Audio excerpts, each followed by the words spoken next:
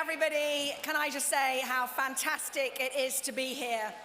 And a huge thank you to Vanessa, a total hero and role model for all of us. So my name is Sophie, and I am the Group Director for Meta here in the UK and Ireland. Super proud to have been a woman in technology for 30 years. If you're not sure who Meta is, we've got a few apps you might have heard of. Facebook, Instagram, WhatsApp, Messenger, Oculus. We have 43 million people in the UK on our platforms and over half the world's population. And boy, does that come with a lot of responsibility.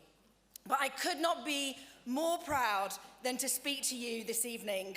As a woman who's worked in tech since 1993, I bear all the scars of how hard it is to be a successful woman in technology, including only this weekend being trolled on LinkedIn by hundreds of men denying that the gender pay gap even exists.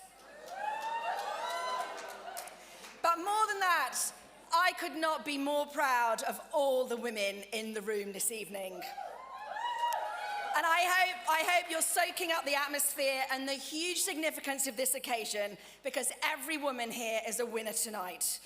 But you know what? I'm not surprised there are so many brilliant women this evening, because whether we like it or not, it is still too hard for women to do well in this world.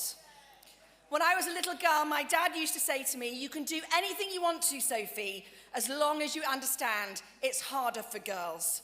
You'll have to be twice as good, work twice as hard to be seen the same." And when I complained, "But that's just so unfair," he said the inconvenient truth: "Life is unfair, Sophie. It's harder for girls."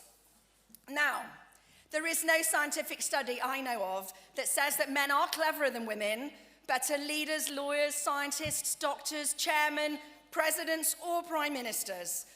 We are 51% of the population, but we aren't 51% of any level of leadership or seats of power where decisions are made.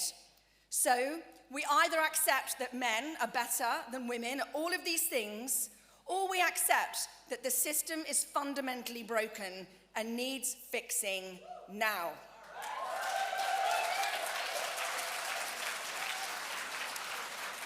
So this is why nights like tonight and awards like these are so important, because companies and organizations and everyone in this room, we're the best hope we've got. We are more powerful than governments in this regard, and we need to right the blistering inequality and inequity we have in this world, where the lottery of our gender and the circumstances of our birth have such a significant impact on our chances of success in life. Talent is equally distributed. Opportunity most definitely is not. And now I have no shadow of a doubt that every woman in this room tonight is braver than anyone believes, stronger than anyone knows, and smarter than anyone thinks. Of course you are. You've had to be, because you're a woman and it's harder for girls. I started my podcast called Courage Is Contagious because I want to shout from the rooftops about all the things that women have to deal with that men don't. Periods. If men got periods, they'd have 2 days off every month. They'd be going into the office and going, "Yay, Richard, fertile, go you, high five." Menopause. If men went through the menopause, we'd get a gap year when we're 50. Miscarriage, fertility issues, being judged for being child-free, that's me, I don't have children, being judged for what we look like rather than what we do. Men are allowed to age like fine wine. They get better and better with age. We women, we're like peaches, one wrinkle and we're chucked in the bin. It's harder for girls. So I want to say to all of the winners in the room tonight, own your prize. Take pride in your achievements. Hold your heads up high and celebrate and share your success. Blast it on LinkedIn, because it doesn't just matter for you. It matters because we must keep celebrating women's achievements so that we are all fairly recognized for the contributions that we make. You cannot be what you cannot see. and each of us must play our part in helping to make the world fairer, to ensure that it won't take 100 years, that's 5 generations, for us to get to equal pay. On average this year, women have earned £568 per month less than men. That's nearly £7,000 per year. And men don't have to buy tampons, tights, lipstick, wear a different outfit to work every day, or get a taxi home after a night out. It's harder for girls. It's more expensive for girls too.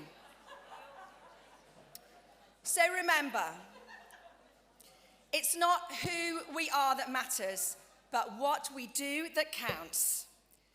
So celebrate the wins. The journey of 1,000 miles begins with a single step. One big achievement, like this evening's celebrations, is actually made up of hours and hours and hours of hard graft. And when we screw up, which inevitably we all will do at some point, my attitude is you either win or you learn. What will you do differently next time? And remember, no matter what happened yesterday, every day is a new chance to start again. And it's easy to know what our strengths are, but truly great things happen when we become the champion of our weaknesses. Hunt down people to shore you up where you are weak, because no one is good at everything. So be kind, look out for one another and after one another. Dare to be the best possible version of yourselves that you ever can be. And when they go low, you go high. I know that courage really is so very contagious. So have fun, live your dreams, and pursue your passions. And I say this slightly tongue-in-cheek, may you swagger through life with all of the confidence and entitlement of a mediocre white man.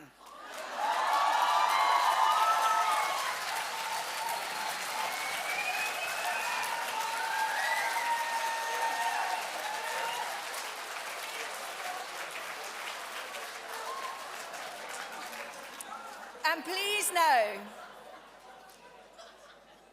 know that I am cheering you on every day, always, and that I won't stop until, as Sheryl Sandberg says, women run half our countries and companies, and men run half our households. Thank you so much. Have a brilliant evening.